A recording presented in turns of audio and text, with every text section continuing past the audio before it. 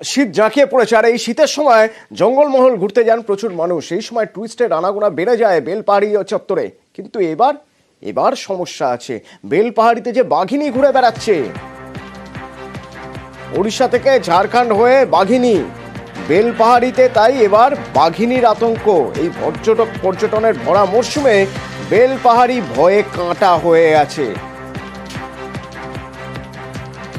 রাজু রয়েছেন আমার সঙ্গে এই বেলপাহাড়ি থেকে। রাজু, কি অবস্থা, কিভাবে সামলানো হচ্ছে? একটা টিম তৈরি করা হয়েছে বাঘিনী ধরতে, তারা কিভাবে সামলাচ্ছে? দেখো, প্রথমত বলবো, এই যে বাঘিনীর কথা বলা হচ্ছে, এই বাঘিনীর নাম হচ্ছে জিনাত। একে মহারাষ্ট্র থেকে নিয়ে এসেছিল গত নভেম্বর মাসে, 15ই নভেম্বর নিয়ে আসা হয়েছিল।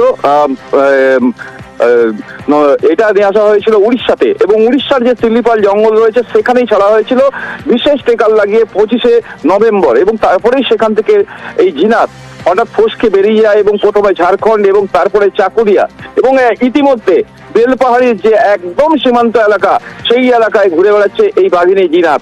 সেক্ষেত্রে উড়িষ্যা এবং ঝাড়খণ্ড বন দপ্তর যৌথভাবে এই জিনাতকে আবার পুনরায় কাবু করার পরিকল্পনা করছেন, এবং বিভিন্ন জায়গায় তারা ব্যারিকেড করেছেন।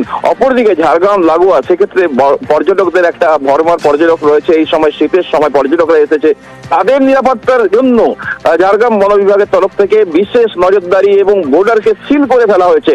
মূলত মাত্র 3 থেকে 4 কিলোমিটারের মধ্যেই এই জিনাত রয়েছে। সেক্ষেত্রে এই বাঘের আতঙ্ক পুনরায়, একদিকে যেমন পর্যটকদের কাছে একটা আতঙ্ক, অপরদিকে একটা উৎসাহ বাঘ দেখার। সেই ক্ষেত্রে পর্যটকরাও যেমন ভিড় করছে, ঠিক তেমনই আবার যেমন প্রশাসন সতর্ক রয়েছে যাতে পর্যটকদের কোনো রকম কোনো ক্ষতি না হয়। উল্টে পর্যটকদের মধ্যে অবশ্য অনেকের মধ্যে উৎসাহ আছে যে যদি এইভাবে জঙ্গলে বাঘ দেখা যায় চোখের সামনে, তার থেকে ভালো আর কি বা হতে পারে। বাঘ বেরিয়েছে, আশাপাশি জঙ্গল এলাকাগুলোতে রয়েছে। ফরেস্ট থেকে কি কোনো সতর্ক করছে যে বাঘ বেরিয়েছে? ফরেস্ট থেকে সতর্ক করেছে, সামনে যাবে না, দূর থেকে দূরেও যাবে না, ভয় তো প্রচন্ড লাগছে।